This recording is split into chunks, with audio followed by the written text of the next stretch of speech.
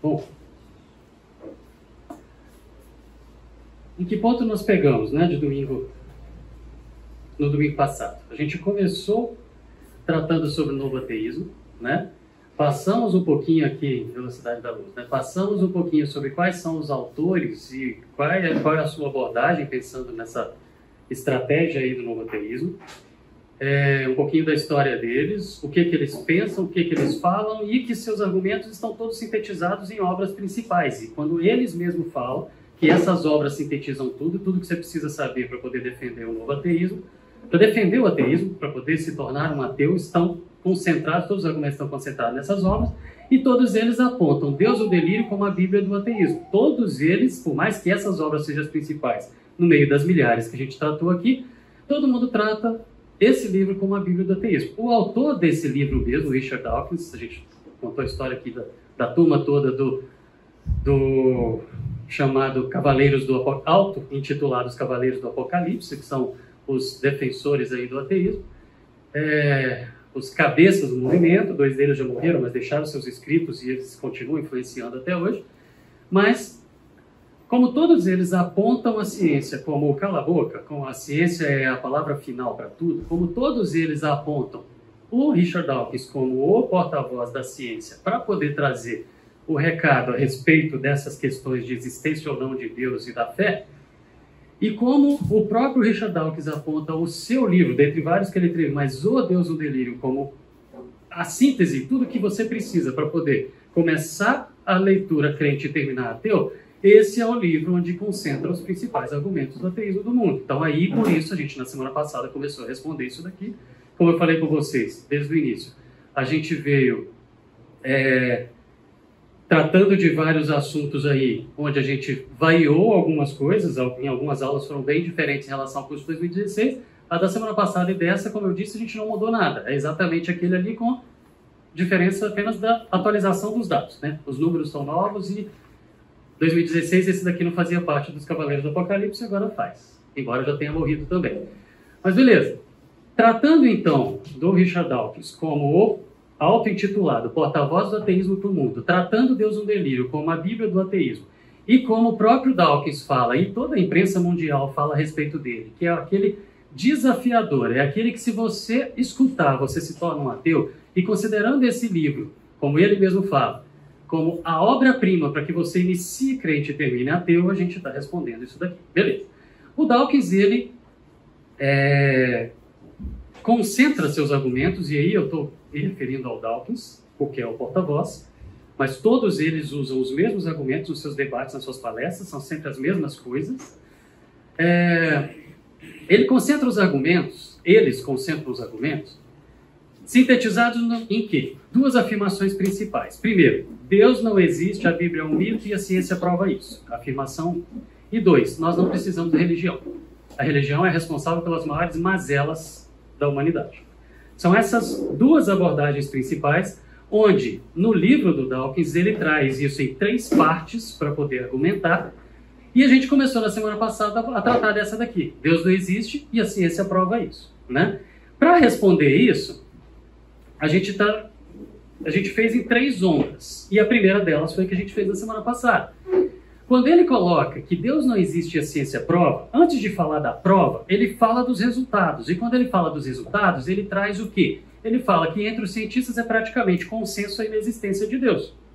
Praticamente consenso entre os cientistas falar que Deus não existe. Ok, beleza.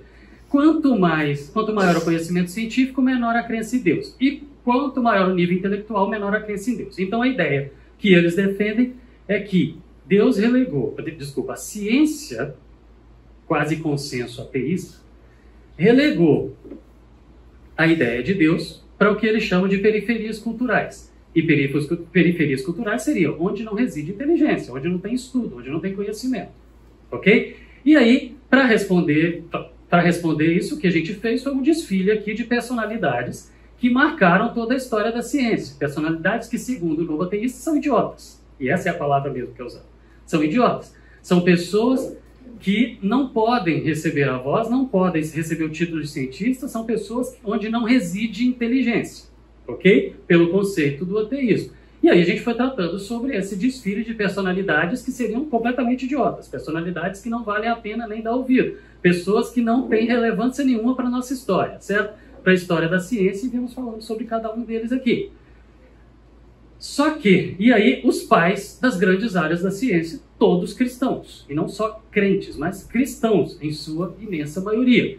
Passamos isso daqui na semana passada, mas a gente fechamos a semana passada no seguinte: por mais que a história do pensamento humano, a história da ciência, a história da política, a arte, a filosofia, da inteligência humana tenha passado nas mãos e tenha sido marcada por cristãos, onde exceções eram os que não criam, ok?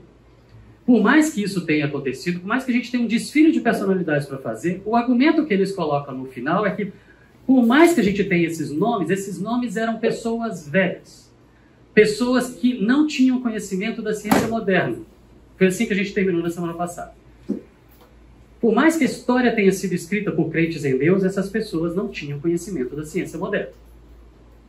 Porque a ciência moderna, agora, recente, de 100 anos para cá, essa sim tem tudo o que precisa para poder provar que Deus não existe. É essa a ideia. Então eles falam o seguinte: tudo bem, Da Vinci, tudo bem, Einstein, tudo bem, Darwin, tudo bem, Newton, tudo bem, Boyle, não interessa. Tudo bem a ciência toda ter sido embasada na mão de crentes. E aí a palavra crentes, como eu falei, que eu estou incluindo judeus aqui. Mas eles não tinham ciência moderna. E aí aqui que a gente parou, certo? Vamos seguir aqui. Eu falei com... Eu sei que a maior parte chegou agora depois que eu disse isso, então eu vou repetir. O lanchinho vai ser no final, tá? Ninguém vai morrer de fome. Mas hoje, em todas as outras aulas, eu fiquei tranquilo, sem problema para poder acabar. Hoje eu preciso acabar no ponto certo para na semana que vem dar certo. Tá bom? Então, o lanchinho vai ficar para o final. Ninguém vai morrer. Mas vamos falar então de ciência moderna. Eu não sou nenhum jovenzinho, mas eu vou falar só da minha turma, só dos meus amigos, só da turma que andava comigo pela Unicamp. Então, estou falando na turma na faixa dos 49 anos, tá bom? Beleza. Nós fomos forjados na ciência moderna. Nós estudamos baseado na ciência moderna. Ciência moderna que essa turma fala é de 100 anos para cá. Ok? Tá bom. Vou falar de um primeiro. Não vou citar os nomes, mas um estudante. Evangélico, filho de pais cristãos. O pai é diácono, mas professor de escola bíblica até hoje. Foi criado dentro da igreja. Os pais são líderes da igreja deles lá no sul do Brasil até hoje. Ele super engajado, envolvido na igreja dele, porém, quando estava no ensino médio, e começou a estudar, hoje ele é biólogo, gostou do assunto, mas começou a estudar o que era a teoria da evolução. Ele olhou e falou assim: caramba, e aí, teoria da evolução, a idade da Terra, as descobertas e tal. Quando ele começou a estudar aquelas coisas, ele começou a olhar e foi conversar com o pastor da igreja dele. E chegou e falou para o pastor da igreja dele o mesmo que um monte de gente que eu já citei para vocês em todas essas aulas até hoje disseram. O caminho é sempre o mesmo. Mas ele chegou e falou assim: pastor, se para Deus, ele não sabia que já existiam essas ideias publicadas em livros escritos, tá? Um adolescente, ensino médio, com o conhecimento raso que ele tinha, mas ali de ciência moderna, ele chegou para o pastor e falou: o problema entre ciência e fé é só a duração dos dias da criação. E para Deus o tempo é relativo. Se eu quebrar essa ideia fechada de que os dias têm que ser curtos, de 24 horas, etc. e tal, se eu quebrar isso daqui, não tem problema entre ciência e fé. Tudo que a ciência está trazendo está corroborando o que a Bíblia fala. Aí o pastor pegou a Bíblia dele, que ele estava com as anotações mostrando para o pastor, pegou, fechou a Bíblia, bateu na cabeça dele e falou: sai daqui com essas ideias do inferno. Nunca mais pisou dentro da igreja. Nunca mais ele pisou dentro da igreja. Os pais são líderes da igreja até hoje. Uma vez o pai dele, no aniversário dele aqui, fez um churrasco, me convidou, fui lá, o pai dele conversando, lamentando a situação do filho, da história do filho. Mas ele nunca mais pisou dentro da igreja, mas nunca deixou a sua fé, nunca deixou de crer. Ele falou: não quero mais saber da instituição, mas eu e Deus estamos aqui. Forjado na ciência moderna, com uma história bem radical, que ele podia dar um bananão para a igreja, não quero saber de Deus, mas continuou. Está fora da igreja, ele é doutor em genética e evolução, biólogo, atua, trabalha hoje em Brasília, continua com a mesma fé. O trauma dele é com a igreja. Lembra da história do Darwin? O trauma era com quem? Mais um outro, filho de pastor, também Estou falando de todo mundo da mesma idade, tá? Todo mundo da mesma, que andava junto, almoçava no bandejão junto, tá bom, aqui da Unicamp. Esse outro aqui, filho de pastor, veio para cá para estudar, fazer biologia na Unicamp, junto comigo, etc. Almoçar junto, voltava junto, batia papo na cantina do Belo junto. Ele defendia Terra Jovem e eu defendia Terra Velha. E a gente gostava de bater papo porque era um assunto comum para todo mundo. Legal. Quando ele terminou a graduação, ele foi para Oxford. Mesmo lugar do Dawkins, mesmo lugar do Darwin, onde Darwin passou, mesmo lugar onde o Newton passou, mesmo lugar onde o C.S. Lewis passou, Tolkien passou, essa turma toda que a gente já citou aqui. E foi estudar lá. E o Hawkins, o da cadeira de rodas, um dos atuais cavaleiros do Apocalipse, estava lá, ele encontrou com ele, bateu papo com ele, conversou com ele sobre esses assuntos e tal. Legal. Voltou, hoje ele é professor da USP. Quando ele voltou para o Brasil, depois do mestrado e doutorado dele em Oxford, ele voltou para o Brasil e ele me mandou um e-mail, não tinha WhatsApp ainda, né? Mas ele me mandou um e-mail com a frase, bicho, foi essa a frase dele. Bicho, tá aqui, eu copiei. Pode dar risada, mas eu me rendo. Não tem jeito, Deus usou a evolução para criar. Mas ele continuou crente, fiel, dedicado, na igreja pentecostal, líder da igreja. Onde a ciência moderna tirou a fé dele? Ele variou aqui a corrente dele. A gente já tratou disso aqui, eu não vou voltar mais sobre a minha opinião sobre essa questão das correntes. Vai estar todo mundo no céu e não vai ter compartimento, certo? Vai estar todo mundo junto lá. Mas onde a ciência moderna levou o ateísmo? Nada. Mais um. 2. A Unicamp está na casa dos seus 60 anos. As duas maiores médias, os dois maiores CRs da história da Unicamp. Os dois fizeram biologia. Os dois da mesma idade que eu. Os dois forjados na ciência moderna. Ok? Um deles terminou a graduação e foi fazer mestrado e doutorado em Harvard. Teve aula e grandes papos com Stephen Jay Gould, que eu já citei aqui, a maior autoridade em evolução desde Darwin. E voltou de lá católico. Entra dentro da sala dele e tem crucifixo na parede. Você já viu isso? Ok? Mas ele foi sem ser nada. E voltou católico. Tem mais. Segundo, e ele não tem vergonha de falar da fé que ele tem. Onde que ciência moderna tirou? Onde que evolução tirou? O cara foi estudar no ninho da maior autoridade de evolução, com a maior autoridade de evolução do mundo. Ok? Aí o segundo, ele já era evangélico, foi criado no lar cristão, esse outro aqui. Fez graduação em biologia, depois fez física, depois fez graduação em física também. Aí depois fez, se não me engano, mestrado em matemática e 2 doutorados em física. Ele defendeu o segundo doutorado dele esse ano. Ok? É um cara que vive de ciência. Esse cara aqui, ele resolveu prestar um concurso público um dia, e ele passou no meu laboratório lá no Unicamp e me pediu, você me presta aquele livro do FBI seu? Sim, beleza, tudo bem, tá aqui. Por quê? Não, que eu vou fazer um concurso público amanhã e ele é a principal obra da recomendação e eu quero no ônibus ir lendo, dando uma lida. Dando uma lida. Passou. Passou. Periferia cultural? Não tem inteligência? Conhecimento da ciência moderna, forjado na ciência moderna, leva naturalmente ao ateísmo? Cadê? Tem mais um. Kurt Wise, esse cara aqui, ex-aluno do próprio Stephen Jay Gould. O anterior que eu estava falando aqui, ele teve aula com o Gould. O Kurt Wise foi aluno de mestrado e doutorado de Stephen Jay Gould, a maior autoridade de evolução do mundo depois de Darwin. E o Kurt Wise saiu de lá, crente, evangélico, atuante em apologética, defensor da Terra Jovem. Mais radicalmente contra ainda, mais radicalmente distante ainda. Onde que tem ciência nisso? Para poder levar ao ateísmo. Não tem nada a ver. Ok? Só que iguais a esses, a gente tem milhares no mundo. Essa história se repete aos milhares. Se você for ler biografias de cientistas que se converteram, o caminho é sempre o mesmo. Primeira página da Bíblia faz o cara se converter ao livro. E aí continua estudando, porque acham aquilo ali sobrenatural, impossível estar lá. E depois, quando continuam lendo, se convertem ao cristianismo. Tem milhares no mundo. Só que o argumento do novo ateísmo para esse próximo argumento é o seguinte: é todo mundo novinho. Obrigado pelo novinho. Certo? Todo mundo novinho. Era todo mundo estudante, é todo mundo novo. Não são tão velhos o suficiente para ter experiência com a ciência moderna para poder chegar no ponto onde leva naturalmente ao ateísmo. Vamos só jogando para frente, né? A gente vai envelhecendo, vamos só jogando para frente. Então tá bom. Vamos falar de turma que é 20, 30 anos mais velhos que nós. Bruce Alberts. O melhor livro do mundo sobre biologia celular. É dessa grossura e desse tamanho, literalmente. É o melhor livro do mundo de biologia celular. É o mais usado no mundo em biologia celular, que é a base para toda a biologia molecular, para tudo que é biologia, de áreas específicas da biologia. Lembra que eu falei, a biologia é toda assentada em cima da teoria da evolução.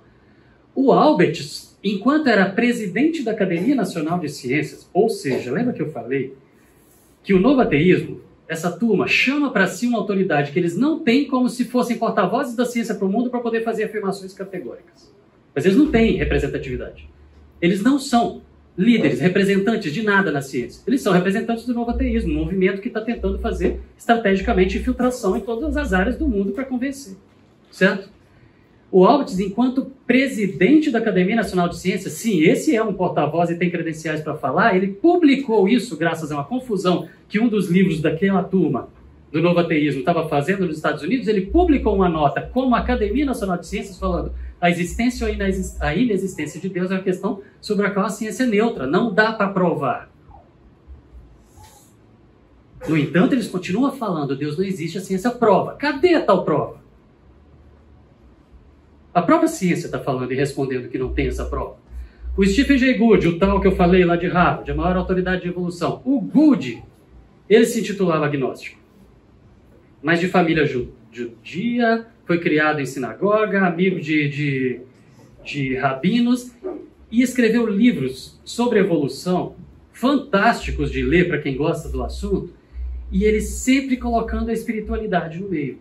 E num dos livros, que chama Pilares do Tempo, ele falou o seguinte: ou metade dos meus colegas é absolutamente estúpida, o que ele deixa claro no livro que ele não acha que são estúpidos, não é isso, mas ou metade é estúpida, ou então a ciência darwinista é totalmente compatível com crenças religiosas convencionais. E ele chamava de crenças religiosas convencionais você crer em Deus, num Deus que você conversa, você ora, você fala com ele, ele te responde.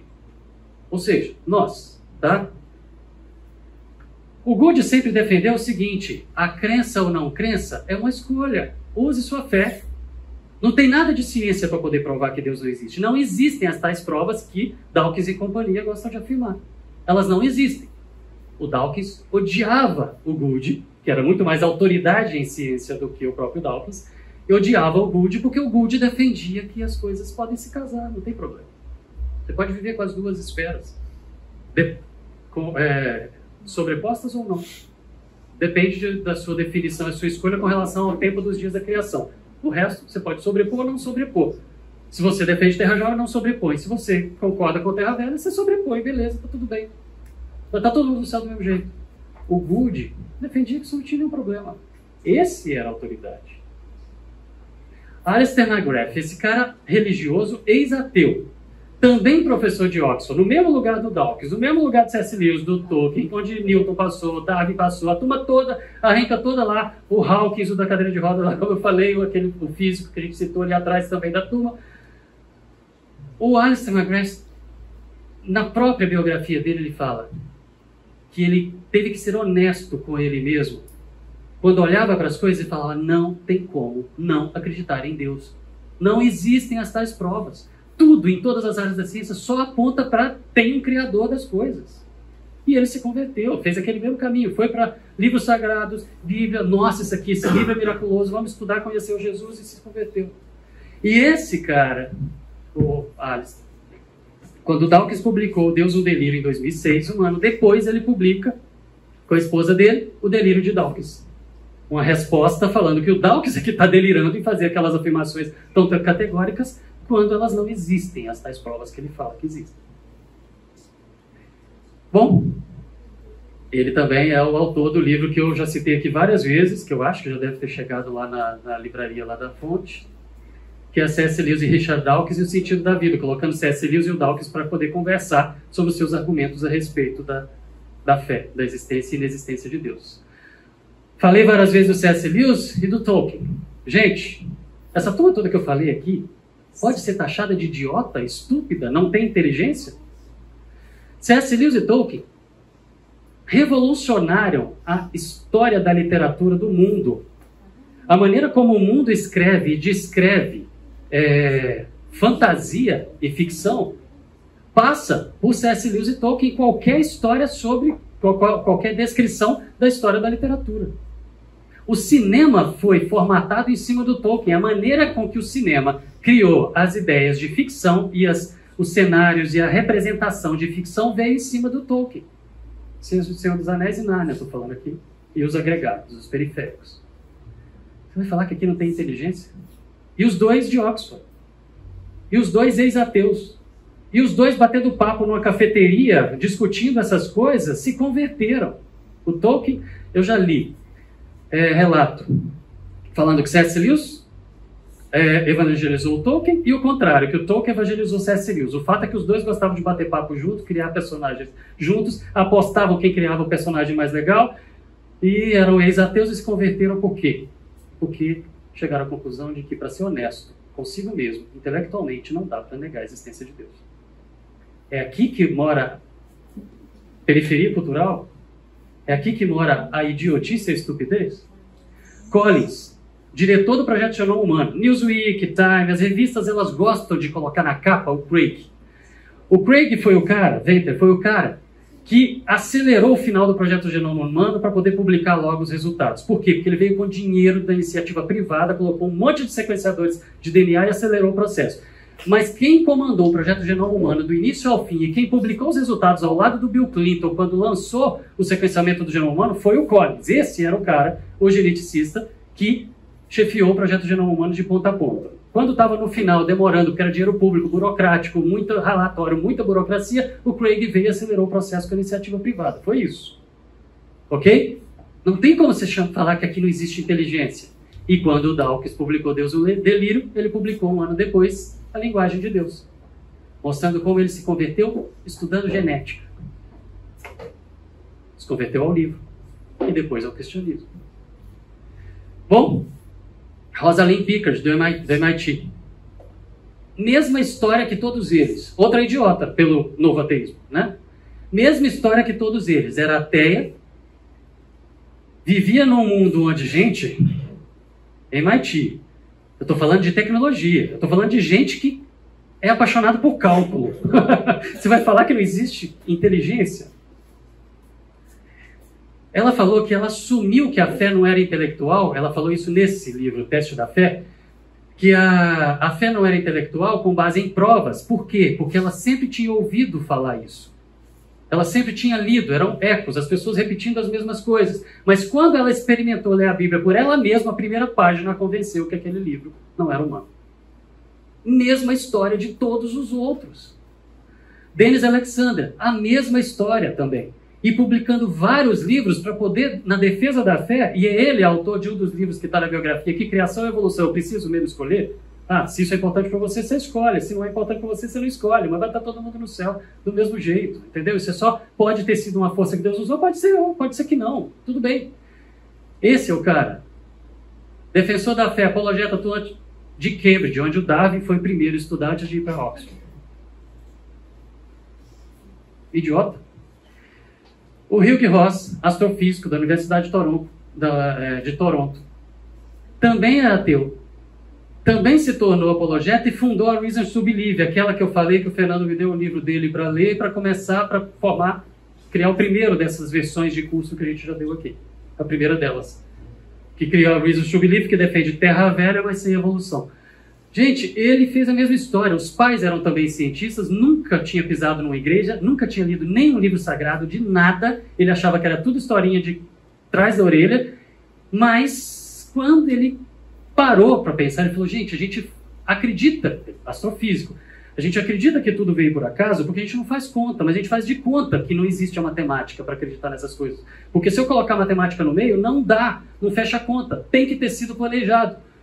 Se existe então esse planejador, esse designer, esse Deus, ele deve ter se comunicado com o ser humano. E se ele se comunicou com o ser humano, deve ter sido para alguma religião. Se foi, então vou ler os livros sagrados dessas religiões. E foi, começou a ler, e quando ele chegou na Bíblia, e na primeira página, se converteu ao livro e depois ao cristianismo. Sempre igual. Aqui não mora inteligência. Tem mais um. John Lennox. Eu adoro esse velhinho. É o meu preferido. Dá a cara para bater e é ótimo. Também ex-ateu. Matemático de Oxford também.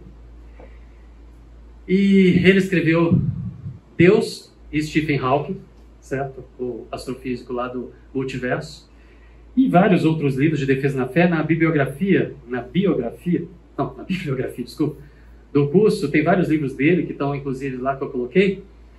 O Lennox tem um episódio interessante, ele já participou de vários debates com Dawkins, mas tem um episódio interessante que tem um lugar lá em Oxford que chama Casa de Debates, onde o púlpito ali, para você subir ali e falar, você tem que ser uma sumidade para poder você estar apresentando naquele lugar. E você vai e você fala o que você quiser, porque você é o intelecto, você é o evento da natureza que está ali com autoridade para poder falar, certo? Então ninguém interrompe e deixa falar. E ele estava lá dando aula, dando uma palestra, foi para poder fazer a sua preleção. Na plateia estava o Richard Dawkins, com raiva, muita raiva, vermelho de raiva. No final, na hora do cafezinho, se vocês quiserem, eu posso colocar o vídeo dele aqui, é curtinho. Mas ele simplesmente foi para frente e falou: sou cristão, por isso. Essa universidade é marcada por cristãos do início até o fim. Na porta dessa sala que vocês acabaram de entrar, tem um versículo em cima da porta, leiam quando saírem daqui. E sou cristão por isso, e creio em Jesus por isso, e pregou o evangelho lá na frente. Essa era a cara do Dawkins enquanto estava lá, porque a câmera virava para ele toda hora. Lógico. Já tiveram vários debates. Só que no final dos debates, os seguidores do Dawkins falam: Dawkins ganhou o debate. E os seguidores do Lennox falam: Lennox ganhou o debate. O que é ciência nisso? Não é ciência. Agora, não tem inteligência? Gente, nós temos vários autores onde são pessoas, são sumidades em suas áreas, que não dá para você falar que isso é periferia cultural. Então esse argumento não fecha. Mesmo com pessoas mais velhas, forjadas na ciência moderna. Então, Deus não existe, e a ciência prova isso, não existe. É mentira. Ok? Para fechar, então, essa mentira, eu quero mostrar números. Tá? Isso se repete em vários países. Mas eu estou usando aqui uma pesquisa do Barna Group, dos Estados Unidos, que mostra que 70% dos cientistas nos Estados Unidos creem num criador. Só que se você perguntar se esse criador você pode orar e conversar com ele, isso cai para 40%, Deus pessoal.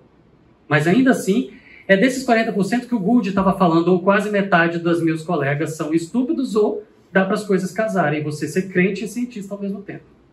Ok? Mas o detalhe é o seguinte, essas pesquisas elas sempre se comportam da mesma maneira em qualquer universidade que vá. Você vai perguntar para os professores se crê ou não num criador, e ele não tem que se identificar, isso vai para perto dos 70%. Se você pede para ele se identificar, isso cai para perto de 20%. O que tem de ciência nisso daqui? É estratégia, é constrangimento, é vergonha, é medo. Ok? Não tem nada de ciência e nada de inteligência aqui. Os desprovidos de intelecto aqui, na verdade, são os vergonhosos. E aqui é aquilo que a Aninha tinha citado na semana passada, dos 2 trabalhos que foram publicados quando o Prêmio Nobel completou 100 anos. Em 100 anos de Nobel, gente, em 100 anos de Prêmio Nobel, que é o prêmio que vai... É o prêmio que premia. É a premiação que acontece para o topo do intelecto humano em relação à ciência, política, literatura, filosofia, das áreas do pensamento humano, que todo ano recebem um prêmio. Existe um comitê super rígido para poder eleger de cada área o topo, aquela pessoa que marcou o mundo naquele ano. Aqui é periferia cultural? Aqui não existe inteligência? E em 100 anos de Nobel, 65,4% dos ganhadores de Nobel eram, ou ainda são, porque ainda estão vivos, cristãos. E se a gente somar os judeus, isso vai para 90,1%. Ateus, somando com agnósticos, quase dá 10%. Agora, minha pergunta é, de que lado está a mediocridade? De que lado está o consenso? O que é consenso aqui? Porque a afirmação é que é consenso entre os cientistas que Deus não existe. Cadê o consenso? Nos 90 ou nos 10? É mentira. Só que é com aquela estratégia de ficar repetindo até todo mundo acreditar, e todo mundo continua repetindo. É o que a Rosalind Pickard falou, todo mundo falava para mim que Deus não existia, ciência provável. Mas quando eu fui procurar, não adiantava, não dava. E aí eu fui ler a Bíblia e eu me converti. Porque me falavam que aquilo era coisa de trás da orelha, mas quando eu fui ver, não tem como negar. 90% do topo do pensamento humano crê em Deus. Dos premiados, eu estou falando aqui. E se você faz as pesquisas, como a gente viu na semana passada, 90% do mundo crê em Deus. De que lado está a mediocridade? Então, gente, esse argumento de periferias culturais é só mais uma falácia que vai repetindo, mas é isso que é ensinado na escola. Dependendo do professor que está falando. É isso que é ensinado nos desenhos, nos seriados, nos filmes, que está ou escancarado ou disfarçado, mas é isso. Então, quando pais resolvem proteger seus filhos disso, tem muita gente que joga pedra e critica. Mas, gente, é totalmente compreensível essa escolha de proteger. Porque é uma enxurrada, é uma tentativa de lavagem cerebral, né? Então, gente, se cientistas de todas as épocas, de todos os níveis de conhecimento, creem, certo? Se intelectuais de todas as épocas e todos os níveis de conhecimento creem, se estudantes, então, né, que como eles criticam lá, mas estudantes de todos os níveis e todas as áreas creem, se agnósticos e ateus dando declaração, ou escrevem, ou textos, ou livros, falam que não dá para poder usar a ciência para poder provar que Deus não existe, isso está escrito por vários agnósticos e ateus que não são aqueles líderes do movimento,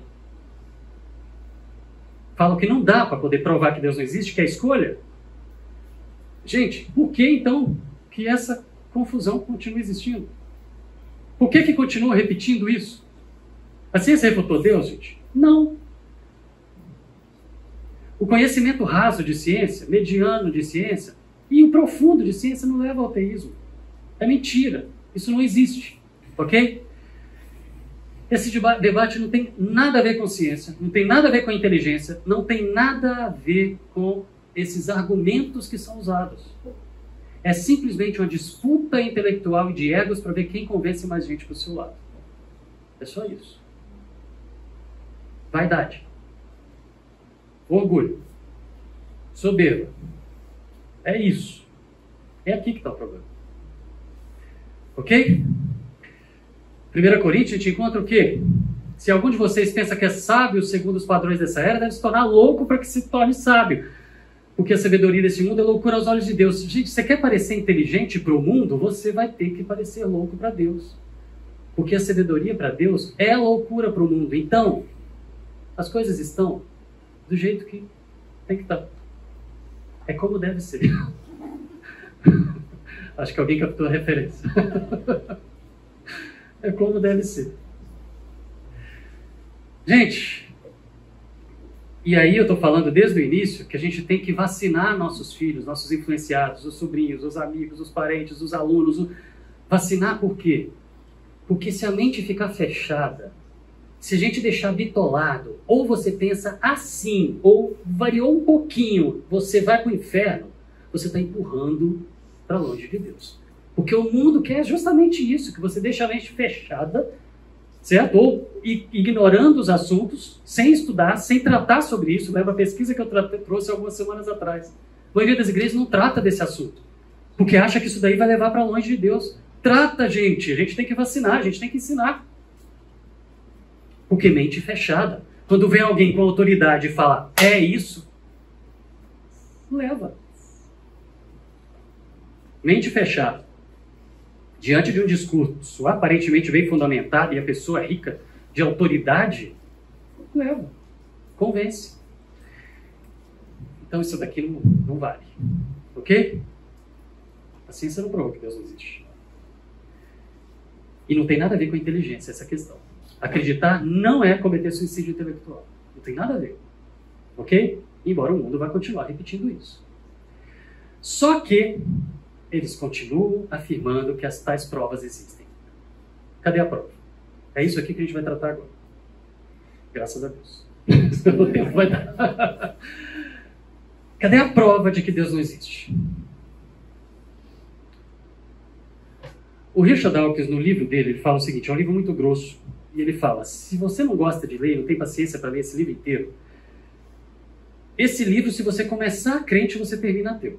Mas se você não quiser ler o livro todo, quase 600 páginas, leia o capítulo central que trata do argumento central, que é a extrema improbabilidade da existência de Deus. Esse é o título. Mas se você achar o capítulo muito denso ainda, muito grosso, muitas páginas, leia a página 212. Essa tem a prova de que Deus não existe. Essa é suficiente para te tornar um ateu convicto. Isso ele fala em entrevistas. Melhor do que eu falar é ler. Nós vamos ler a página 212. Lógico que a minha entonação... A Adri vive chamando a minha atenção que às vezes eu empolgo e eu demonstro que eu estou assim, puxa, eu estou ridicularizando o cara. Mas, gente, é difícil. Mas assim, eu vou ler. Eu não quero ler monótono, eu coloco a minha entonação, não tem jeito, mas, gente, se você ler, você também vai rir. Não tem jeito. Vamos ler a página 212. Aqui está a prova, tá, Pedro? Que você tinha perguntado. A prova de que Deus não existe está aqui. Para o movimento ateísta, para os ateus. Tá bom? Um dos grandes desafios para a inteligência humana, para o intelecto humano, gente, eu fico trocando palavras porque nós temos várias crianças na sala, tá? Um dos grandes desafios para o intelecto humano, para a inteligência humana, é explicar a aparência complexa de design do universo, ou seja, explicar que parece que existe um criador de todas as coisas. Se você estuda por todas as áreas da ciência, para todos os lados, tudo que existe na ciência para você estudar sobre origens, leva à conclusão de que existe um criador de tudo, que tudo foi planejado. Não existe nada que aponte... Quem está falando isso é o Richard Dawkins, tá? O Papa do ateísmo, não sou eu. Não existe nada que aponte para a inexistência de Deus. Só existe a impressão, a aparência de que existe um criador. Em todas as áreas da ciência. Não existe conclusão. Logo, pesquisei isso, logo Deus não existe. Não tem.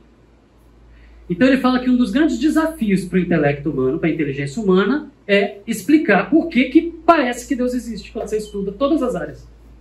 Ok? E aí ele continua. A tentação natural, já que em tudo que você estuda parece que Deus existe, a conclusão é que existe um Criador, então a tentação natural é atribuir a aparência desse design, desse Criador, a um design verdadeiro. Então é assim, eu estudo através da física, através da química, através da matemática, através da biologia, eu estudo da arqueologia, eu estudo e eu sempre chego à conclusão de que existe um Criador. Então a tentação é concluir, então tá bom, então existe um Criador. E ele está falando que é um desafio para a inteligência humana explicar por quê que essas coisas acontecem. Porque ele não quer admitir que existe um Criador. Mas tudo bem. Só que ele fala o seguinte, não ceda à tentação. A tentação é falsa. Se você estudar a fundo a ciência, você vai concluir que existe Deus. Mas não ceda à tentação. A tentação é falsa. Porque a hipótese de que haja um projetista inteligente, um criador, suscita imediatamente um problema maior sobre quem projetou o projetista. Gente, o problema que ele fala é o seguinte, se você estudar por todos os caminhos, você vai concluir que Deus existe. A tentação, então, é concluir, logo, Deus existe. Ele fala, não, mas isso é falso, não acredite que Deus existe. Porque se você admitir que Deus existe, você vai ter que me explicar quem criou Deus. Se existe um Criador, então você tem que responder quem criou o Criador. E se você responder isso, você vai ter que responder quem criou o Criador do Criador. E quem criou o Criador do Criador do Criador do Criador. E aí a estatística não fecha a conta. E aí, como não fecha a conta, já que a gente fala Deus existe, porque tudo que joga para o acaso não fecha a conta sem Deus. Então, você tentar explicar quem criou o Criador também não fecha a conta. Então, pronto, Deus não existe. É como você falasse, quem criou a bactéria que criou o universo e assim por diante. Sim. Ou então, tem um paradoxo bem legal, que é assim. Um DNA, para ele existir, ele precisa de uma proteína. E uma proteína, para existir, ela precisa do DNA. Entendeu? Mas isso aí é outro curso. Vamos seguir. O problema que nós tínhamos na mão, então, no início, que era explicar por que parece que Deus existe, e ele fala, isso é altamente improvável, ele fala que o problema que tinha na mão, que era a improbabilidade estatística, ou seja, é provável que Deus não exista. Mas vamos ver se ele existe mesmo? E aí vamos estudar e, puxa, parece que Deus existe. Não, mas isso não é verdade, porque se você conclui que ele existe, você tem que explicar quem criou Deus. Então o problema que tínhamos nas mãos do início, que era da improbabilidade estatística, fica ainda pior. Não é solução, então, postular uma coisa ainda mais improvável. Já que, se eu concluir que existe um Criador, eu vou ter que responder quem criou o Criador, isso nunca vai chegar no fim, então não é uma possibilidade a gente escolher isso. Acreditar que existe um Criador. Essa é a conclusão. Tá? Mas tem mais. Com a evolução darwiniana, podemos dizer com segurança que a ilusão do Criador, do design, não passa disso, uma ilusão. E aí é o título do livro dele. Né? Deus, um delírio. A humanidade está delirando de concluir que Deus existe. Ele fala o seguinte, com a teoria da evolução, a gente estudou isso aqui 2 semanas atrás, 1 ou 2, não lembro, 2. Com a teoria da evolução, dá para poder explicar como que a diversidade da vida pode ter surgido, sem precisar de colocar Deus na jogada. É isso que ele fala. Mas o que a gente viu aqui é o seguinte, a evolução funciona? Sim, se Deus estiver lá. Se ela for uma das forças nas mãos de Deus, como o tempo, gravidade, inércia, entropia, etc., como uma das forças nas mãos de Deus, tudo bem. Mas sem Deus na jogada, a evolução não funciona. Porque você vai ter que fazer cálculo. Você vai ter que botar a estatística no meio. E a estatística não fecha a conta. 600 milhões de anos, que é a vida da vida complexa, ou 3 milhões de anos, milhões de anos, muito pouco, não é bilhões, como a gente estava falando aqui, sem Deus escolhendo e fazendo as coisas acontecerem ali, o que ele escolheu e fez, não acontece. Então, se existiu a evolução, ela foi uma força na mão de Deus, uma ferramenta nas mãos de Deus. Senão, não tem como ela existir sem Deus, não tem como ela existir por acaso. Certo? Mas ele afirma que a evolução dá segurança de afirmar que a ideia de que Deus existe é só uma ilusão. A gente já tratou disso na aula sobre o Darwin, sobre a evolução e sobre a história do Darwin. Né? Ah, beleza. Ele vem e coloca o seguinte, eu estou convicto de que Deus não existe porque tem evolução para explicar a origem da diversidade sem colocar Deus na jogada. O biólogo não faz conta, né? Bom, mas ele continua. Na hora que a gente olha para a física, o negócio fica complicado. Não temos ainda algo equivalente para a física. Não existe um Darwin para a física. Não existe uma teoria da evolução para o universo. Não existe uma explicação de como energia se expandiu de um ponto, gerou toda a matéria do universo e ordenou tudo, todos os choques, com todas as possibilidades da coisa dar errado, ela deu certo. Não existe. Não tem cálculo que feche isso. Não existe. Por isso que tem muito mais físico crente do que biólogo crente. E ele fala que não tem algo equivalente para a física como a teoria da evolução na biologia. E o que se tem é, na superfície, menos satisfatório do que a versão biológica do darwinismo. Ele fala o seguinte, na física não tem muita explicação quando a gente olha para o universo. Então, realmente é mais difícil, né, a gente não acreditar em Deus olhando para a física. Porém, para poder você não acreditar em Deus olhando para o universo, para o estudo da astrofísica, para as origens do universo, você vai ter que acreditar na sorte. Que tudo aconteceu por sorte. Ele vai falar mais de sorte. Mas o princípio antrópico, eu vou explicar isso, nos dá o direito de postular, de concluir uma dose de sorte bem maior do que aquela com a qual a nossa intuição humana limitada consegue se sentir confortável. O que ele está falando aqui, gente? Que se você olhar para o universo e para o que a física traz e estuda sobre as origens das coisas todas, antes mesmo de chegar na origem da vida, mas das origens lá do Big Bang até chegar aqui nesse ponto, se você olhar para tudo fora a vida, se você olhar para essa história, não tem como ter dado certo sem contar com uma dose de sorte tão grande que você fica desconfortável. Estou falando de cientista. Você vai ter que acreditar na sorte, mas uma sorte muito grande de ter dado certo. E aí ele usa o princípio antrópico para poder falar, não, mas o princípio antrópico me deixa acreditar na sorte, que nós estamos aqui por sorte. O que significa isso, gente? Ele apelar para o princípio antrópico. O princípio antrópico é aquele onde a gente analisa tudo do ponto de vista do homem. Então estamos nós aqui, cérebros altamente improváveis, num lugar com tecnologia altamente improvável, num ambiente altamente improvável de dar certo, era para estar tudo estragado, num planeta altamente improvável, numa galáxia altamente improvável, num universo altamente improvável, impossível. certo? Mas já que estamos aqui e a gente analisa tudo partindo do homem, então, é porque aconteceu. Fomos sortudos. Nós somos sortudos. É essa a conclusão. Ou seja, lembra daquele rabisco da semana passada? No meio de um zilhão de chances improváveis, no meio daquele número impossível de expressar, de impossibilidade de tudo ter dado certo no universo, para que a vida surgisse num planeta como esse, para que a gente estivesse aqui filosofando sobre isso, no meio de tanta impossibilidade matemática, aconteceu. Então não preciso falar que foi porque Deus fez e planejou para que acontecesse. Foi sorte. E já que deu sorte, nós estamos aqui conversando sobre isso. Gente, e aí ele segue, né? Então vamos acreditar na sorte. E ele segue, não devemos perder a esperança de que surja algo melhor do que isso na física. Tá bom? Mas mesmo na ausência de algo satisfatório, os postulados fracos, ele admite que é fraco, que os argumentos são fracos, mas os postulados fracos que temos hoje são, obviamente, melhores do que a hipótese contraproducente de um projetista inteligente. Então ele fala o seguinte, é melhor acreditar mesmo que tudo pareça e tudo aponte para Deus, é melhor eu acreditar na sorte do que concluir no óbvio. A escolha. Mas ele ainda termina melhor ainda. Esse é o final da página. Se o argumento desse capítulo for aceito, a premissa factual da religião, que a gente fala que Deus existe, ponto, acabou, fato, a gente afirma isso como um fato, a hipótese de que Deus existe fica indefensável, não dá para defender. Ou seja, se todo mundo acreditar no argumento dele, não dá para defender que Deus existe. Certo? Então, Deus quase com certeza não existe.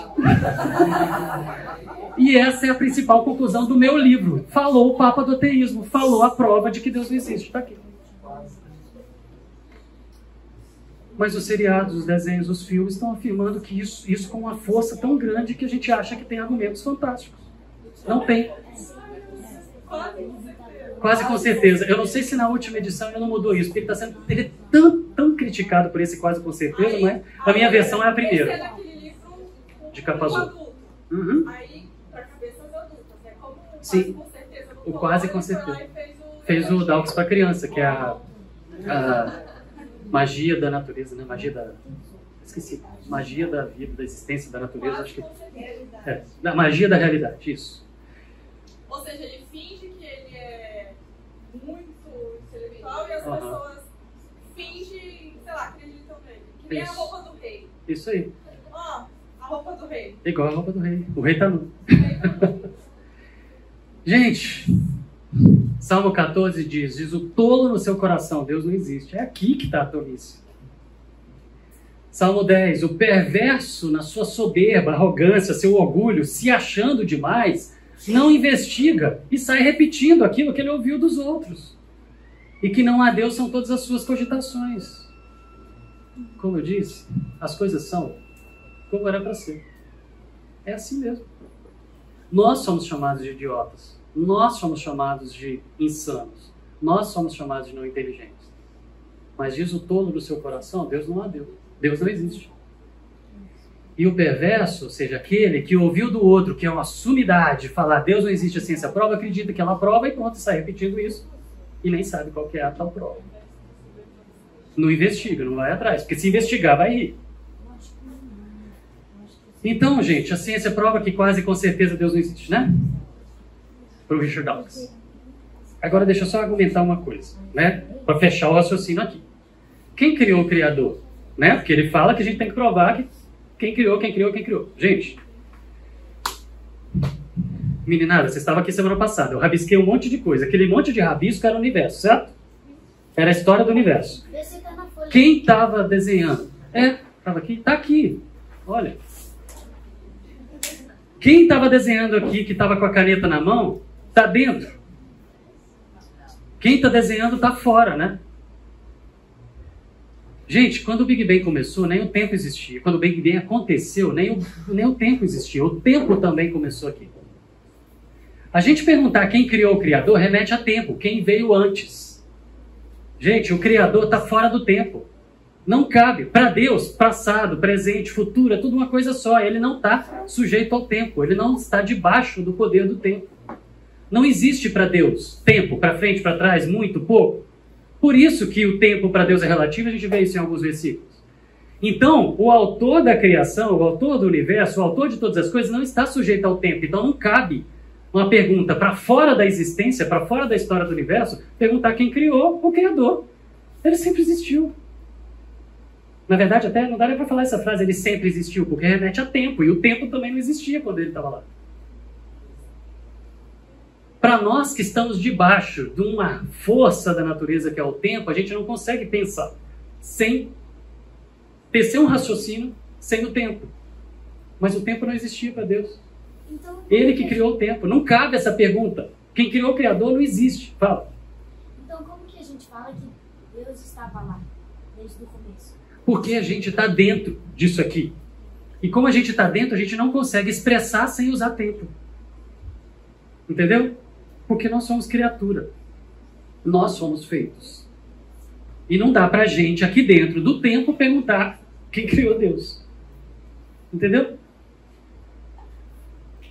Para pensar, a evolução anula a existência de Deus, a gente já tratou ali atrás. Ela pode ser só mais uma das forças. Ou não. Não precisa sair apostando todas as fichas nela. Ou não. Você pode gostar dela. Ou não. Pode odiar. Mas nem o próprio autor da teoria se tornou ateu graças a ela. Ela só é mais uma das armas usadas nessa briga. Então esses indivíduos fizeram as suas escolhas de fé, e é pura escolha de fé, e o mundo está comprando as suas escolhas como se fossem fatos. Como se fosse verdade. Certo? E lembra de novo, mente fechada porque não conhece as coisas, quando vem alguém com um discurso muito aparentemente bem fundamentado, ela. É isso que está acontecendo. E aí vem o último argumento. A religião é má, prejudicial e deve ser erradicada da humanidade. Primeiro Deus não existe e a ciência prova isso. Certo? E para afirmar, Deus não existe, a ciência prova isso, traz as tais provas escondidas lá na Bíblia do ateísmo, certo? E um monte de afirmações e tiração de onda e perseguição e influência e vamos tirar onda mesmo, vamos perseguir, vamos caçar e vamos tirar. Você não pode ser cientista, não dá para ser um cientista crente, puxa o tapete, tira a vaga dele, manda embora. É isso, é estratégico. Numa entrevista, agora não lembro, acho que é o Sam Harris que falou isso. Numa entrevista falou o seguinte, a religião esteve ao longo de toda a história infiltrando em todas as... Não, lembrei agora, foi o Christopher Hitchens, o autor do Deus Não é Grande. Ele falou, a religião, ela se infiltrou em todas as áreas, na educação, na política, na ciência, e ela veio convencendo o mundo com estratégias de vamos convencer as crianças, ensinar desde cedo, não é assim? Vamos ensinar para poder crescer, para poder manter a fé, ou seja, a religião fez isso e deu certo, então agora nós vamos fazer igual. É estratégico, é planejado, é declarado, não é escondido. Vamos fazer igual. Vamos influenciar as escolas, vamos influenciar a literatura, vamos influenciar o cinema, vamos influenciar para convencer todo mundo. E um dia a gente chega lá. É essa a estratégia. É só copiando. Certo? Fala, Edu. Essa aqui? Essa frase é do livro dele. Do Deus o Delírio. Tudo bem que todos eles falam isso, tá? Mas essa aqui eu tirei. Eu fiz esse slide do livro, a partir do livro dele. Se você encontrou, talvez existam alguns cientistas que creem em Deus que também fazem essa afirmação. Você quer saber se Richard Dawkins, além de não crer em Deus, ele também combate a religião. São coisas, a princípio, eventualmente distintas. Sim. Mas o raciocínio que eu vou fazer aqui cabe para os dois. A ideia é que a religião é má, prejudicial e que deve ser erradicada. Ou seja, a meta deles é acabar com a igreja, é acabar com a religião. De forma que você quer professar sua fé, faça isso dentro das 4 paredes da sua casa. Ninguém pode bater na porta de ninguém, pode chamar um amigo para ir, para assistir um programa, para alguma coisa, nada disso. Se o argumento não convence, por Deus não existe, e a ciência prova isso, como a prova está em não existe inteligência onde existe a fé, aí vai para... Então vamos para a prova. Matemática. Quem criou o Criador? Ah, não convenceu? Então tá, vamos para o emocional. o World Trade Center ainda estaria lá. Certo? A religião é responsável pelas maiores mazelas da humanidade. É essa a afirmação que eles fazem. Então a gente tem que acabar com isso. E aí, tem várias estratégias e usam vários nomes grandes e reconhecidos e admirados. Certo? Imagine um mundo sem fronteiras. Imagine um mundo sem nada para matar ou para morrer. Certo? E sem religião também. Nós vamos ter paz. Vamos acabar com as armas e acabar com a religião. E aí nós vamos ficar felizes. É essa a linha, tá?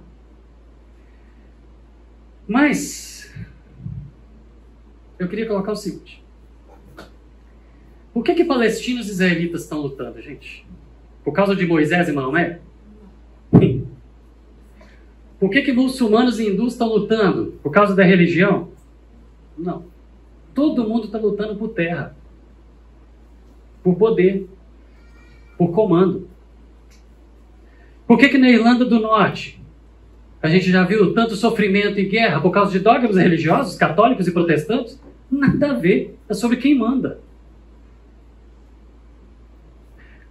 Só que o que o cinema traz pra gente é que a religião é responsável por um mar de sangue, olhando para a história. A Inquisição é o principal argumento. Um mar de sangue que a religião trouxe. Vamos olhar para a Inquisição então. A Inquisição Espanhola foi a maior de todas. Tá? A Inquisição Espanhola, em 350 anos, matou cerca de 2.000 pessoas. Isso dá menos do que 6 por ano.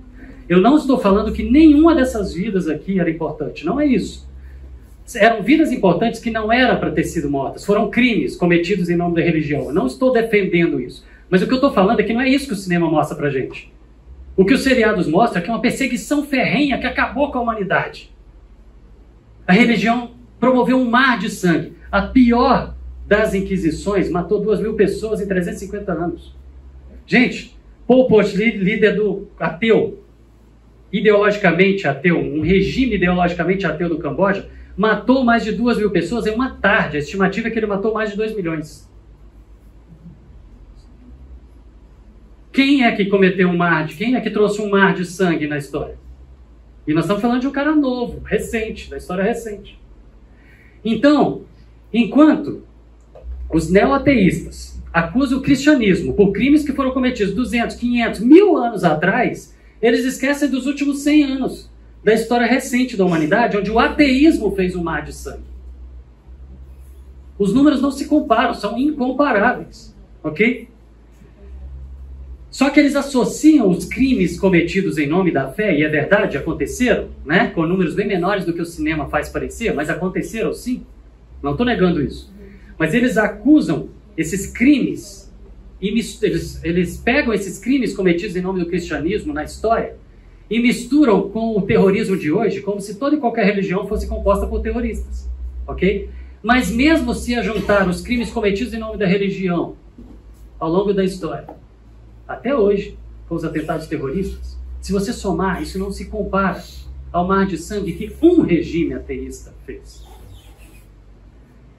E se a gente ajuntar, por exemplo, Stalin na Rússia, Mao Tse na China, em 50 anos foram mais de 100 milhões de pessoas mortas. Vai achar na história algum número comparável a esse da religião. São incomparáveis. Não estou nem contando o Pol Pot, o que eu acabei de citar, o Kim Jong, Fidel Castro, tem vários outros. Mas eles argumentam em cima disso. Eles colocam que, quando a gente traz essa afirmação, que regimes ateístas produziram um mar de sangue, e eles ficam acusando a religião pelas maiores mazelas da humanidade, eles falam que esse argumento não fecha. Por quê? Porque um líder ateu, ele não joga um prédio no... Um ateu não joga um avião no prédio. Ok, eles falam que quando um líder ateu mata, ele não faz em nome de Deus. Ele não faz em nome da religião. Ele faz porque ele é louco.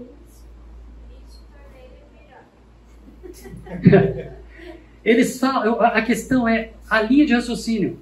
Eles falam que a morte provocada por líderes ateus não é em nome do ateísmo. É em nome de ideias dele. Então não dá para poder comparar o ateísmo com a religião para poder falar que o ateísmo é que traz o mar de sangue. É essa a linha de raciocínio deles. Porém, eles falam que os cristãos mataram em nome do cristianismo e os terroristas hoje matam em nome de Allah. Então, que não dá para fazer essa comparação do ateísmo com a religião. Ah, é? Não dá. Gente, eles podem não matar em nome da religião, mas eles matam em nome da ideologia. Se eles não têm uma religião, o que é uma ideologia, gente? É uma ideia. É a ideia que rege a vida deles.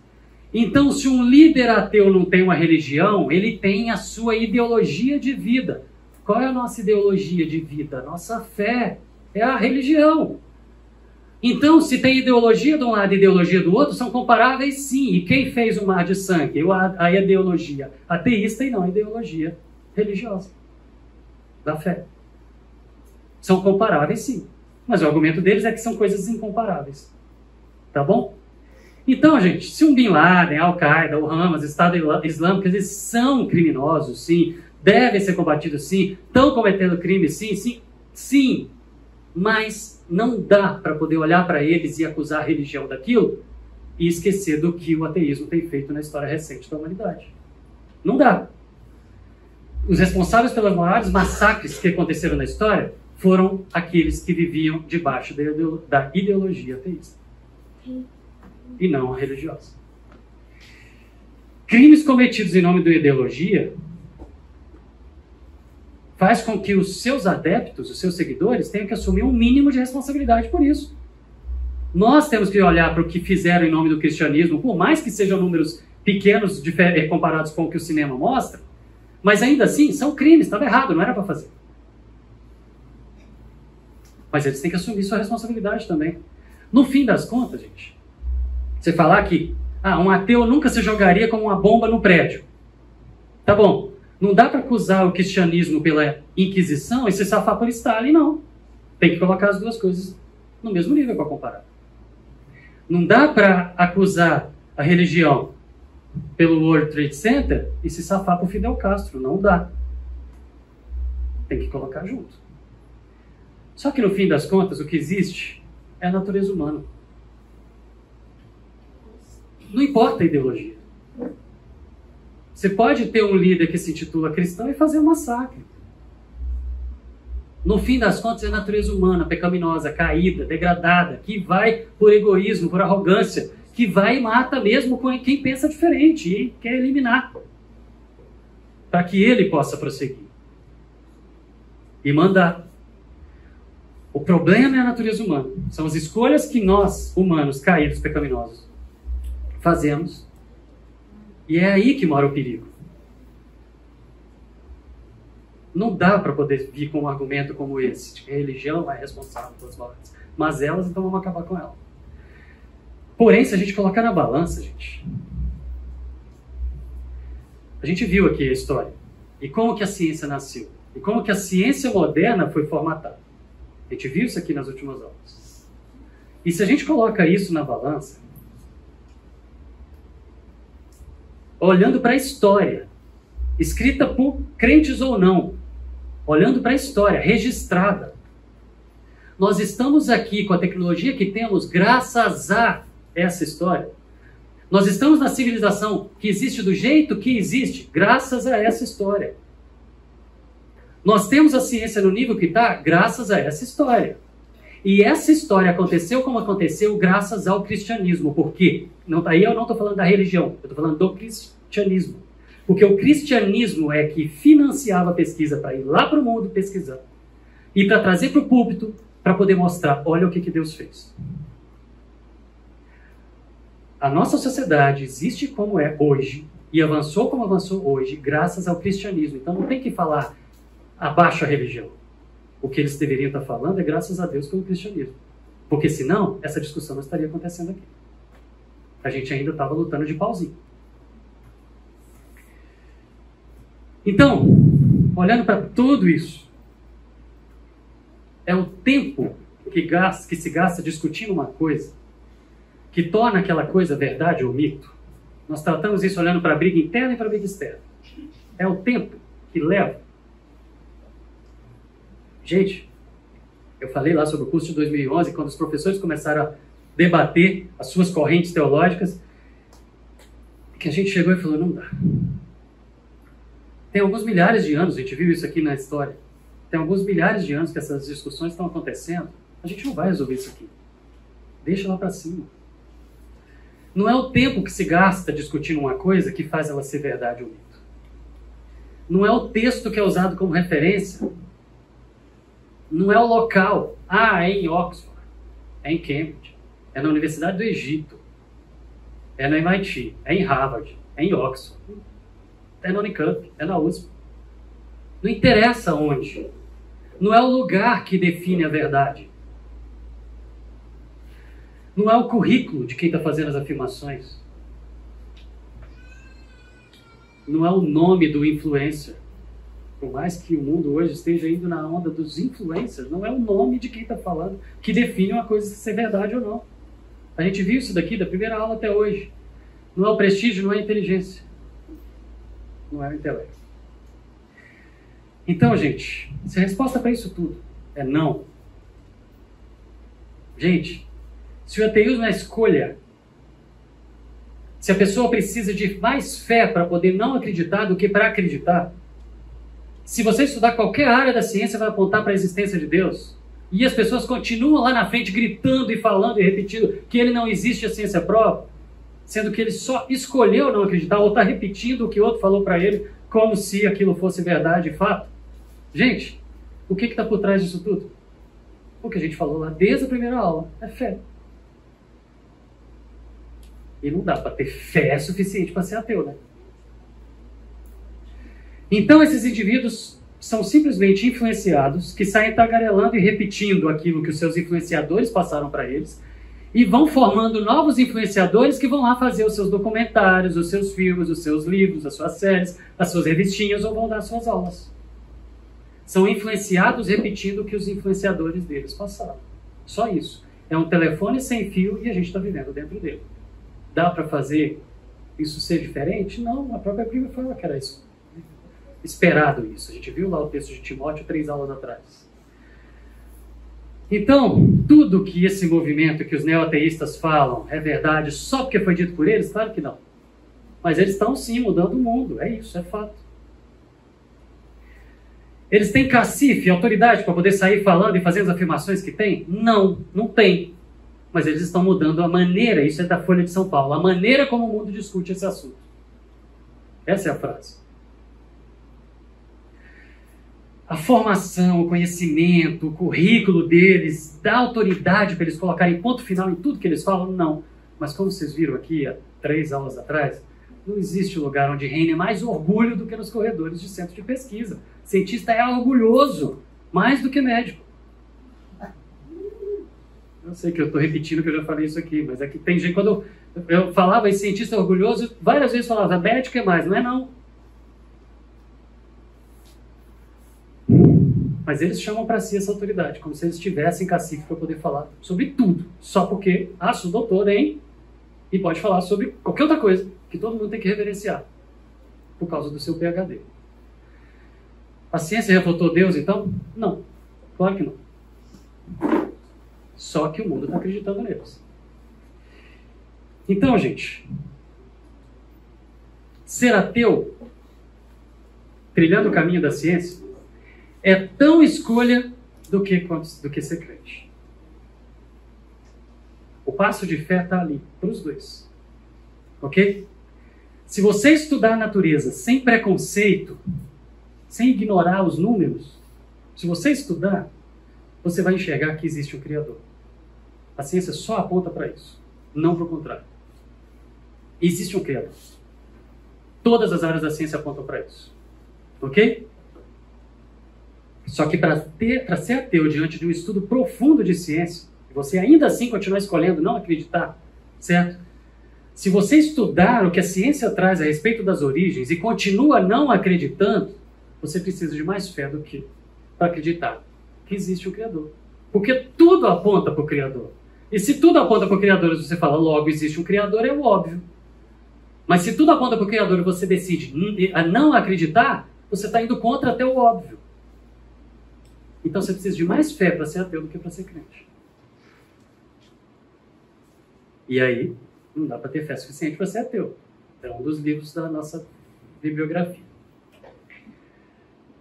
Bom, quem se recusa a acreditar na criação não faz isso por falta de prova. Elas estão disponíveis. Deus deixou essas provas no mundo para a gente ver, com as lentes da ciência. Com as lentes da ciência. Ciência moderna tem a sua linha de métodos, mas se você achar uma tribo lá no meio do mato que nunca teve contato com a civilização moderna, eles vão estar reverenciando alguma coisa. A gente tratou disso lá atrás, não vai dar tempo de voltar aqui hoje de novo, mas o livro O Gênio Egoísta do Dawkins mesmo, ele trata disso. Ou seja, existe essa sede de querer acreditar em Deus que está no nosso DNA. O próprio Dawkins fala isso. A gente conclui isso porque está escrito nos nossos genes, a gente querer concluir isso. Mas foi a evolução que botou isso lá. Então, quem se recusa a acreditar não é por falta de prova, não. Nem é porque é muito inteligente ou tem muito conhecimento, porque vai fundo num lugar onde ninguém nunca leu. E ele pode afirmar porque ele já leu tudo. Não existe isso. Mas é porque ele colocou sua fé no lugar errado. Só isso. Ele escolheu não acreditar. Acreditar, gente, não é uma questão de inteligência. Não é uma questão de conhecimento. Não é a questão de que ano da escola você está. É de vontade. Eu sei. É um outro curso para a gente poder falar sobre eleição, livre-arbítrio. Ok? É uma questão de vontade. A decisão vai acontecer sendo escolhido ou não. Quer dizer, sendo escolhido não, sendo escolhido. Bom, e 1 Pedro fala que a gente tem que estar preparado para responder a quem pedir a razão da nossa fé. E o que eu tenho falado aqui desde a primeira aula é que os primeiros a estarem pedindo a razão da nossa fé, por mais que esses líderes, esse movimento todo venha trazendo essa influência grande para fazer a cabeça de todo mundo, os primeiros estão em casa, estão perto da gente. São as pessoas que são influenciadas por nós. São os filhos, são os sobrinhos, são os alunos. Ok? A gente tem que estar preparado para poder responder a qualquer um que pedir a razão e que quiser conversar sobre isso. Várias vezes já aconteceu. Eu estava dando aula e alguém chega e faz uma pergunta e eu falo, na hora que terminar a gente conversa. Dependendo da pergunta. Dependendo da pergunta, eu respondi ali na hora. Mas não fica sem conversa. Agora, como que a gente faz isso, gente? Com boa ciência, boa filosofia, boa teologia, boa literatura, boa argumentação. E aí sou eu falando isso. É a minha opinião. O que significa uma boa ciência, uma boa teologia, uma boa literatura, uma boa argumentação? O que eu tenho falado do início do curso até aqui é não ser xiita. É esse o ponto que eu estou batendo na tecla em toda a aula. Não ser xiita. Porque ser xiita, como aquelas experiências que eu contei na primeira e na segunda aula, são um empurrãozinho para ir para o mundo. Ok? Vários de vocês pediram a bibliografia. Está aqui. E os slides todos já estão no site da igreja. Tá? No último slide de todas as aulas estão aqui. Isso aqui não é só da aula de hoje não, do curso inteiro. Tá? Mas, se vocês quiserem também me pedir para poder mandar os slides para vocês, podem pedir pelo WhatsApp, eu mando, mas está tudo no site da igreja. Tudo bem? Eu falei que eu não daria o intervalo, porque eu queria ter certeza que eu ia chegar no final. Cheguei. Então agora podem perguntar e tomar café. E se vocês quiserem ver a resposta do John Lennox lá na Casa de Debates em Oxford, eu coloco agora para vocês. Mas perguntas primeiro. Vamos lá, perguntas primeiro antes de eu colocar o Lennox. Fala, alguém quer perguntar? Fala, Nick. Você definiu xiita. Não, a primeira aula que eu estou vendo, não fui ver em outra. Não. Você definiu xiita. Sim. Ok. Tá lá, tá gravado. Xiita é o radical, é o que não aceita nenhuma visão diferente, entendeu? Mas o cristão... Não nesse nível. Não, mas ele deve ser assim, assertivo. Aham. Ele deve ter certeza do que ele pensa. Sim. Sim. Não é nesse nível que eu estou falando. Eu estou falando sobre... Educado, não ser... Não, o xiita que eu estou falando, é que na primeira e segunda aula, a gente tratou das correntes teológicas. Entendeu? E aí nas correntes teológicas, a gente tem 4 ou 5 visões agrupadas principais, onde as pessoas, chamam os outros de herege. Está todo mundo no céu e vai todo mundo para lá. Né? Não vai ter compartimento. Se você é xiita e radical numa só, você está empurrando os outros que não veem sentido naquilo, está empurrando os outros para o mundo, sendo que é uma área cinza das escrituras. Né? a Bíblia, a Harena me prestou uma Bíblia, que é a Bíblia cronológica, que ela é fantástica, muito legal. Você vai pegando, não os livros da Bíblia, mas tudo na ordem com que aquilo aconteceu, né? Mas eles definem, por exemplo, uma linha teológica, uma das correntes, e vai, Terra Jovem, beleza. Mas eu estava olhando lá no prefácio, está lá, olha, os autores aqui foram esses, as referências foram esses, a gente escolheu essa linha, mas existem outros tão crentes quanto, e tão dedicados e fiéis a Deus quanto, que defendem pensamentos diferentes, e isso a gente só vai descobrir lá em cima. Entendeu? É isso que é não ser xiita, é nesse ponto. Entendeu? Aí eu coloquei aqui, por exemplo, Billy Graham, coloquei o Norman Geisler, todo mundo que pensa diferente. O C.S. Lewis, o Tolkien, o Hugh Ross, o Hanna, o John Whitcomb, entendeu? São pessoas diferentes que se você colocar para conversar aqui, né, não vai chegar a lugar nenhum. É isso. Fala. Quando a minha mãe estava assistindo, um cientista, um pintor, quando faz a sua obra de arte, ele não deixa a sua marca? Os cientistas procuraram no nosso DNA e encontraram o nome de Deus em números, né? Em números. Daí foi para letra israelita, daí traduziu e estava o nome de Deus. Então, as letras hebraicas, elas também servem como números. E aí tem alguns trabalhos mesmo que mostram isso. Você vai pegar sequências de DNA e você coloca as letras convertidas por números equivalentes, e aí você chega lá e você acha a palavra Deus escrita e tal. Mas você vai fundo para poder chegar nesse nível, mas você encontra as marcas de Deus para todo lado escancaradas, assim. Você não precisa nem sair fazendo conta e fazendo troca de letras. Você vai achar Deus marcando espaço para todo lado. Sim, eu falei isso porque assim... Deus deixou as marcas. A ciência prova, né? Traz as evidências. Então, temos evidências que Deus existe. Isso, só isso. Não existe evidência que ele não existe. Para chamar de prova pelo método científico, o que foi feito por um cristão, como eu mostrei aqui lá atrás, para chamar de prova, você teria que ir lá e repetir, reproduzir, conseguir demonstrar, entendeu? Então, por isso que não dá para chamar de prova, a gente tem que chamar de evidência. É assim que a ciência funciona hoje, entendeu? Por isso que a gente tem que chamar de evidência. Mas, para quem lê, você viu a história desse monte de cientista, foi prova. Entendeu? Mais perguntas? Vocês viram que perguntas legais, que comentários legais da turminha? Eu adoro as perguntas deles. Eu adoro as perguntas deles. Alguém mais? Pedro, você me perguntou semana passada se eu indicava Deus no Delírio para um jovem ler. É um jovem de 16 anos ou um jovem de 10? Espera lá pelos 16. Tá bom? Gente, eu vou colocar o vídeo do John Lennox na casa de debate em Oxford. É muito legal, ainda bem que vai dar tempo.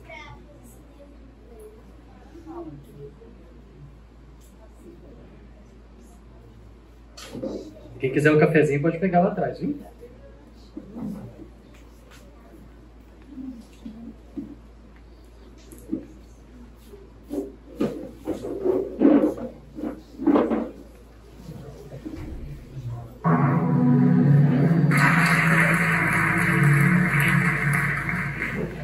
Thank you very much, ladies and gentlemen. I believe in God. I believe in the supernatural God who created the heavens and the earth. I believe in a God who holds the heavens and the earth in existence. I believe that on the basis of rational evidence, similar to the beliefs held by the founders of this house, who gave this university the motto Dominus Illuminatio Mea.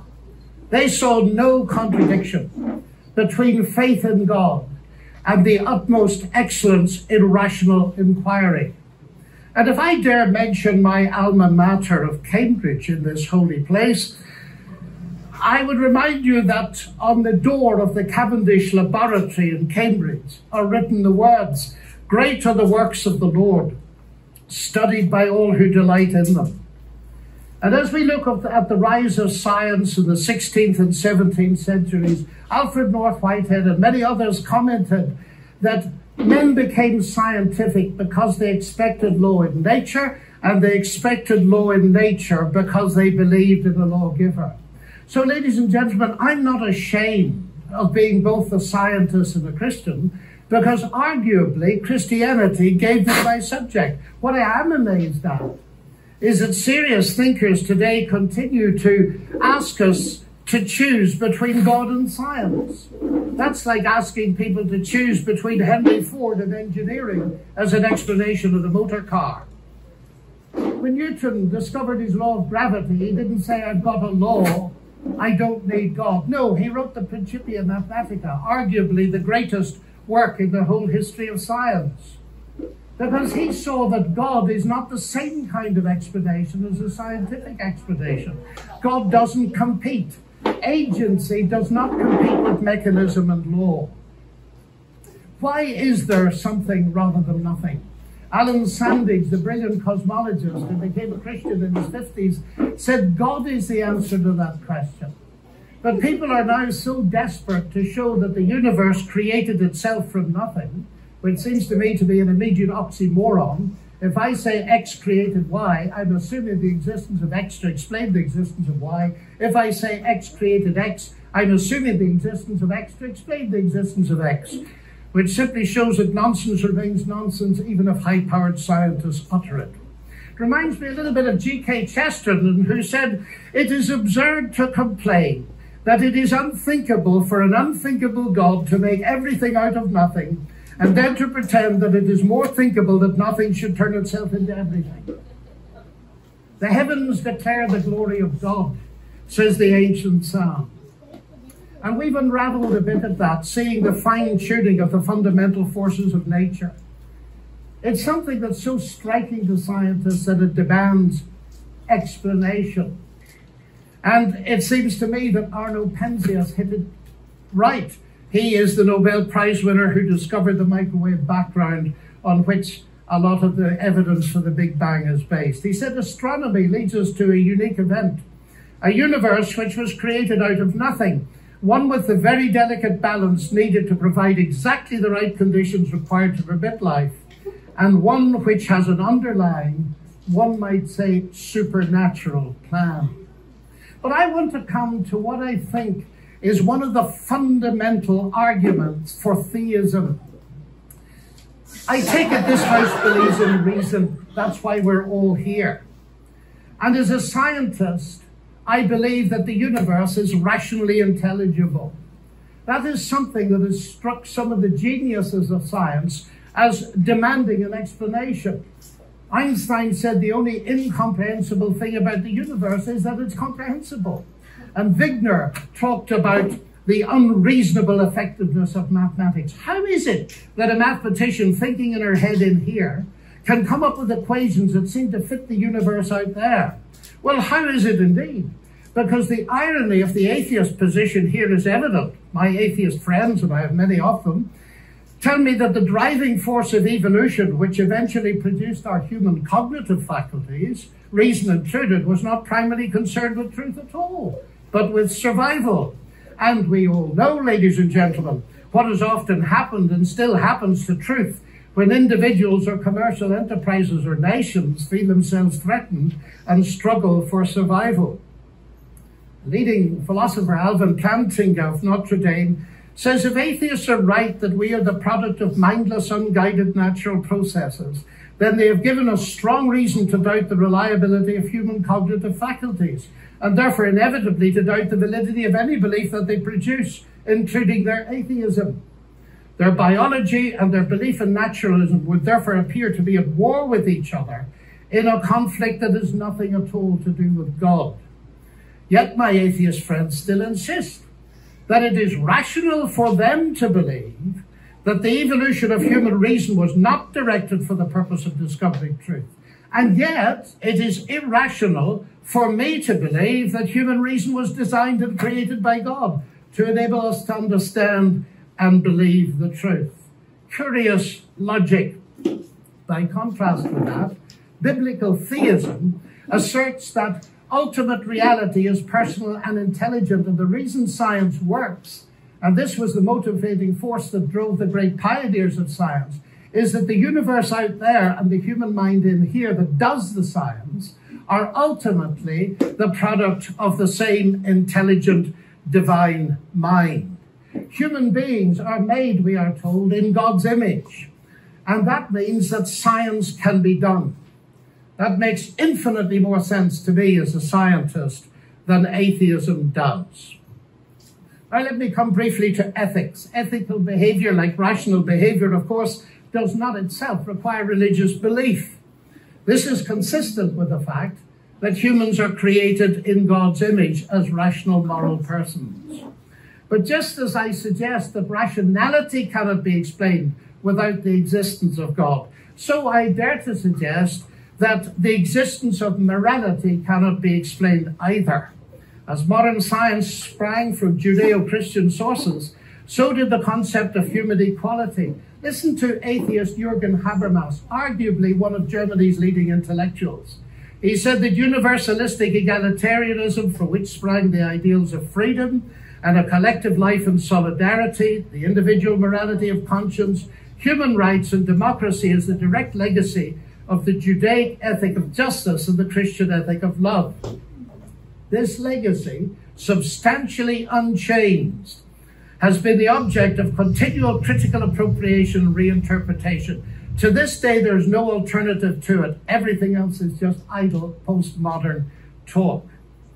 And it seems to me he's hitting the core of something important, because the value of a human being on which such egalitarianism rests is based not on what the human being can do, but what she's made of, or how she's made in God's image.